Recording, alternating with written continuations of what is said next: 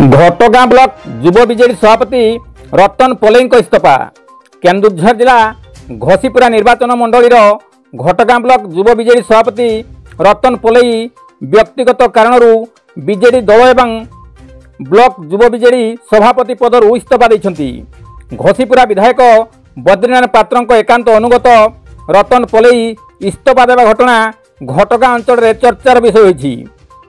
जिला युव बीजेडी सभापति राकेश राम को निजर इस्तीफा पत्र पठाइथिबा श्री पोलेई प्रकाश करिसंती। तेबे केउ दल रे जोग देबे कि बोली पचारिबारु से कौनसी दल रे मिसिबा पाई मना करिसंती। कविंद्र राउत का रिपोर्ट, केडी न्यूज ओडिया।